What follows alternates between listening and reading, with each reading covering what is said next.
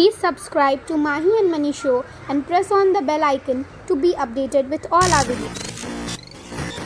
Hello everybody, welcome back to my channel. So in this video we are going to do class 6 chapter 1 knowing odd numbers part 3. I have already completed till part 2 and their solution, and if you have not seen, the link is in the description. You can go and see from there. So now let's start with our part number 3.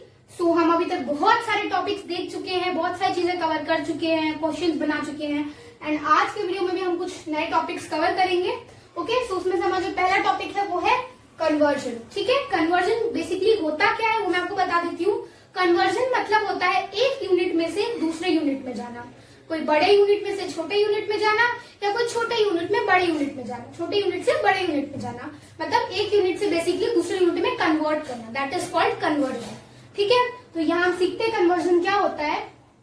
तो यहाँ पे कुछ basic question है जो आपको पूछे जाते हैं कन्वर्जन के. एग्जाम में बहुत जगह है, ओरली पूछे जाते हैं जो हम रट लेते हैं, है ना. क्या है मैं बता देती हूँ. तो 1 किलोमीटर इक्वल्स टू कितना मीटर. ठीक है, तो इसको हम सबको पता है कितना होता है, 1000 होता है. लेकिन इसको निकालने के पीछे की वजह क्या है वो बहुत ही कम लोगों को पता होता है. कैसे निकालते हैं वो मैं आपको बताती हूँ. ठीक है, ताकि आपको रटना अपना पड़े, आप इसको सिंपली समझ जाओ. ठीक है, तो देखते हैं. इसके लिए मैंने यहाँ पे एक डायग्राम बनाया है. ये डायग्राम, ठीक है, इसको आप नंबर लाइन भी बोल सकते हो. तो ये मैंने बनाया है और इसके थ्रू जो मैं आपको इसको एक्सप्लेन करती हूँ. ठीक है, जैसे कि हमको पूछा है 1 किलोमीटर इक्वल्स टू कितना मीटर.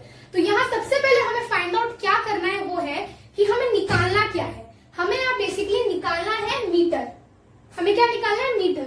तो अपनी इस जो डायग्राम है यहाँ पे मीटर को मार्क कर लेंगे. तो मीटर कहाँ है, यहाँ पे मीटर, ग्राम, लीटर तीनों दिए हुए हैं, क्योंकि ये तीनों जो है उस पर डिपेंड करेगा कौन से कंडीशन में ले रहे हो. अगर आप जो है डिस्टेंस की कंडीशन में ले रहे हो तो आप यहाँ पे क्या लोगे, यहाँ पे आप मीटर ले लोगे.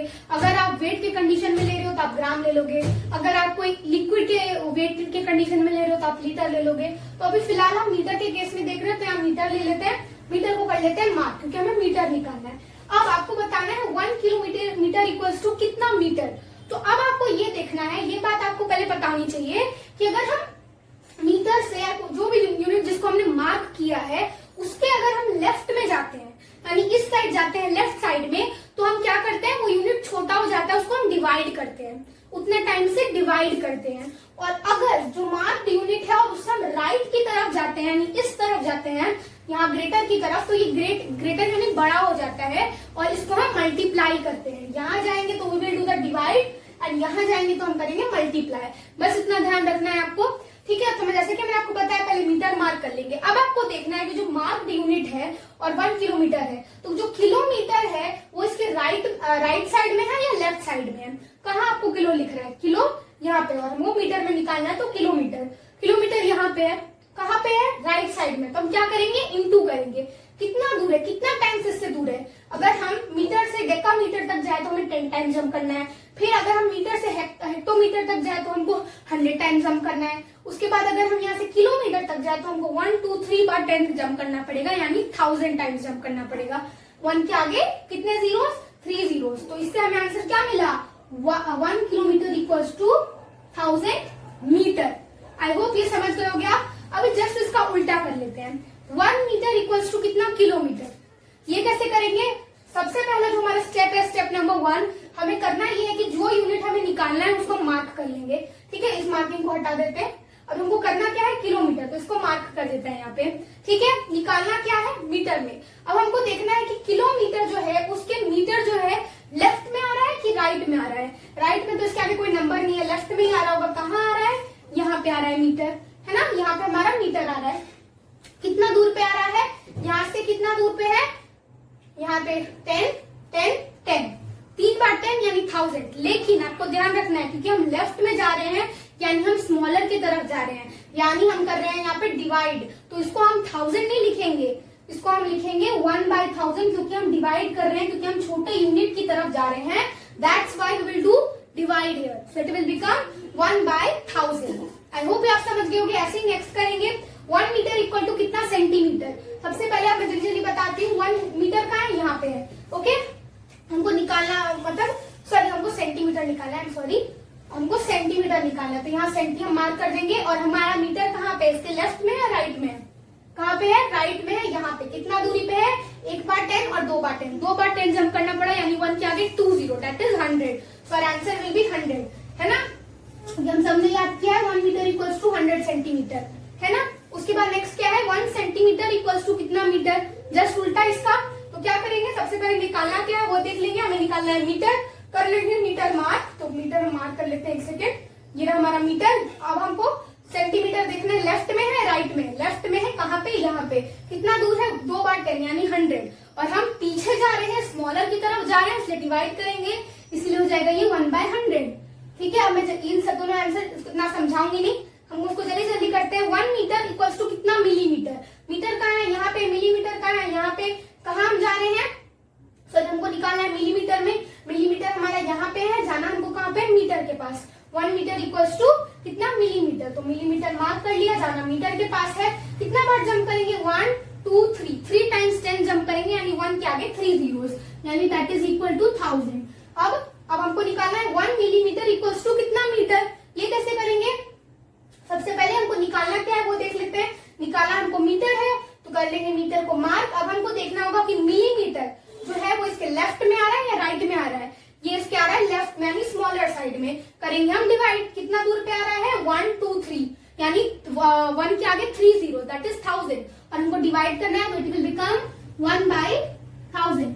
अब इस सबको देख लेते हैं हम लोग, 1 kilometre equal to 1000 metre, 1 metre equal to 1/1000 kilometre, ऐसे ही 1 metre equals to 100 centimetre, just उसका उल्टा 1 सेंटीमीटर इक्वल्स टू 1/100 मीटर, ऐसे ही 1 metre equals to 1000 millimetre, just उसका उल्टा 1 मिलीमीटर इक्वल टू 1/1000 मीटर, ठीक है। आई होप आप लोग ये समझ गए होंगे। तो आपको बस इस डायग्राम का यूज करना आना चाहिए कि इस डायग्राम को कैसे करते हैं, फिर आप कोई भी इस टाइप का जो है कन्वर्जन का क्वेश्चन सॉल्व कर सकते हो, ओके। उसके बाद है एस्टिमेशन, नेक्स्ट टॉपिक है हमारा एस्टिमेशन। तो एस्टिमेशन क्या होता है वो देख लेते हैं, तो यहाँ देखते हैं।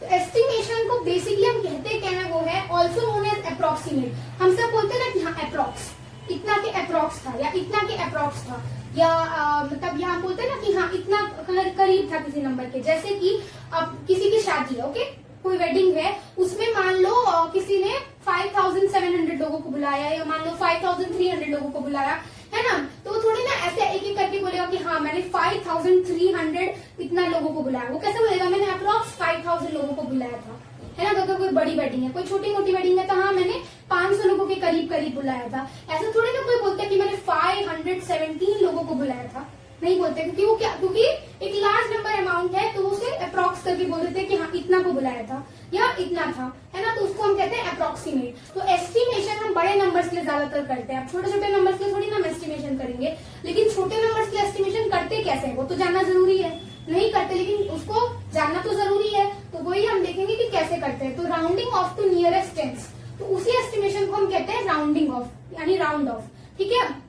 तो सबसे पहले जो टेंस मतलब 2 डिजिट के नंबर है, उनको कैसे राउंड ऑफ करते हैं। जैसे यहाँ 2 नंबर्स है 21 एंड 26, और यहाँ एक नंबर लाइन है, इसी के थ्रू मैं आपको बताती हूँ।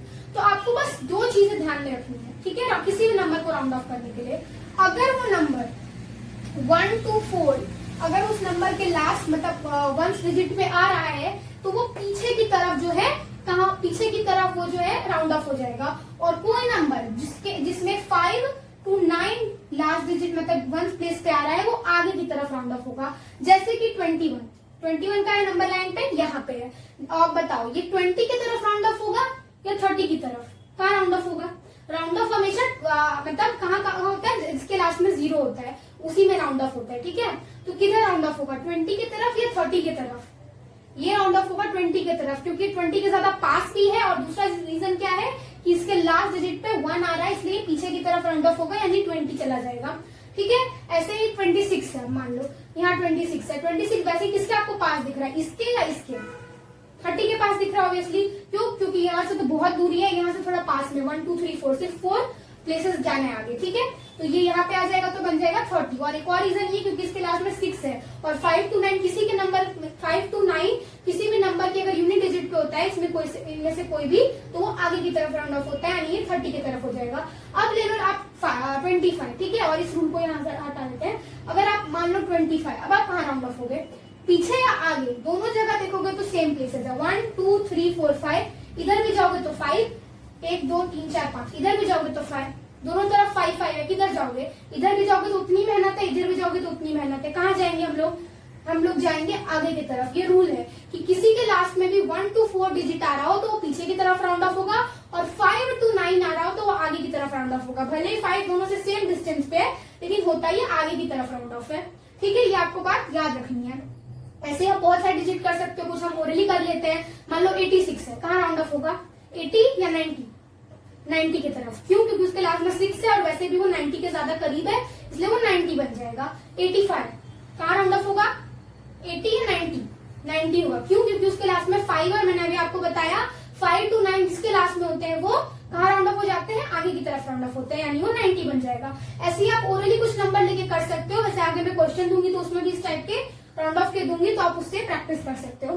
ठीक है, तो ये rounding off to nearest tens हो गया। अब नियरेस्ट 100 यानी जो 3 डिजिट के नंबर है उनका राउंड ऑफ कैसे करेंगे। सेम चीज है, बस नंबर बड़ा हो जाएगा। जैसे 428 है, 450 है, इसमें कैसे राउंड ऑफ करोगे, ये देखो, ये हमारा नंबर लाइन है और आपको 428 और 450 को यहाँ राउंड ऑफ करना है। तो इसमें भी सेम चीज याद रखना है आपको कि अगर कोई नंबर 1 to 49 जा रहा हो, उसके लास्ट में 1 to 49 डिजिट आ रहा हो, है ना, ठीक है, 1 to 49 आ रहा हो तो वो पीछे की तरफ हो जाएगा। ठीक है, और जिस डिजिट के लास्ट में 15 टू आगे की तरफ जो भी डिजिट है 99 आ रहा हो, वो आगे की तरफ राउंड ऑफ होगा। जैसे इसमें हमने सीखा, इसमें 5 था, 1 डिजिट का नंबर था, इसमें 2 डिजिट का हो गया। 1 to 49 जो भी होगा वो पीछे की तरफ हो जाएगा, 50 to 99 होगा वो आगे की तरफ हो जाएगा। जैसे यहाँ पे 428 है, कहाँ जाएगा, 400 बनेगा या 500? क्या बनेगा, ये बनेगा 400। क्यों बनेगा ये 400? इसीलिए क्योंकि इसके लास्ट में 28 है और ये 1 to 49 के बीच में आ रहा है, इसलिए पीछे की तरफ राउंड ऑफ होगा, यानी ये बन जाएगा 400। ठीक है, यहाँ में 500 नहीं लिखा है, इसको लिख देती हूँ। ठीक है, और अब मान लो 450 है, ये तो दोनों से सेम डिस्टेंस है, इधर भी जाओगे तो 50 जाना है, इधर भी जाओगे तो 50 जाना है। किधर जाएंगे, मेहनत तो एक दोनों जगह एक ही है, लेकिन जाना कहाँ है, आगे जाएंगे। क्योंकि मैंने अभी आपको बताया 50 to 99 जो होते हैं वो आगे की तरफ जाएंगे, यानी ये जो हमारा 450 है इट विल बिकम 500। तो अगर आपको 450 को कोई राउंड ऑफ करने को बोले तो आप बोलोगे कि हाँ 500 के अप्रोक्स। ठीक है, उसके बाद ऐसे ही आप कितना डिजिट ओरली ले सकते हो। मान लो 640, ये कहाँ राउंड ऑफ होगा, 600 या 700? 600। क्यों? क्योंकि लास्ट में 40 है, ये 1 to 49 के बीच में आ रहा है, इसलिए पीछे जाएगा। ठीक है, ऐसे ही बहुत सारे डिजिट्स लेके आप इसको ट्राई आउट कर सकते हो। ठीक है, तो मैं इसे इरेज कर देती हूँ। अब एक लास्ट वाला हम लोग देख लेते हैं, जो कि है हमारा राउंडिंग ऑफ टू नियरेस्ट 1000। ठीक है, तो नियरेस्ट 1000 में बस 4 डिजिट के नंबर हो जाएंगे। सेम चीज इसमें भी याद रखनी है। यहाँ पे मान लो 1024 एक नंबर है, ये कहाँ राउंड ऑफ होगा, ये बनेगा 1000 या ये बनेगा 1100? देखने में तो हमें साफ साफ समझ आ रहा है कि हाँ ज्यादा करीब है 1000 के, तो 1000 बन जाएगा। तो सेम चीज आपको ध्यान रखनी है। ऐसे ही 1058, ये ज्यादा किसके करीब है, ये इसको 1100 में जाने में ज्यादा टाइम लगेगा या पीछे जाने में 1000 में ज्यादा टाइम लगेगा? ज्यादा टाइम पीछे जाने में लगेगा, लेकिन टाइम कम लगना चाहिए, इसीलिए जाएगा आगे की तरफ, यानी बन जाएगा ये 1100। ऐसे ही 1050 है, ये कहाँ जाएगा, मैंने आपको जैसे कि बताया 50 है इसलिए आगे की तरफ जाएगा, है ना। सेम चीज इसमें भी याद रखनी है। सब में सेम फॉर्मूला फॉलो हो रहा है, बस नंबर बड़ा हो रहा है। ठीक है, आई होप आप लोग आज को ये समझ गए होंगे कन्वर्जन एस्टिमेशन जो भी मैंने आज आपको समझाया। So if you want to take a screenshot of this you can take. I count till 5, 4 3 2 1। I hope you all have taken the screenshot. तो मैं आपको कुछ क्वेश्चन दे देती हूँ, प्रैक्टिस क्वेश्चंस। ओके,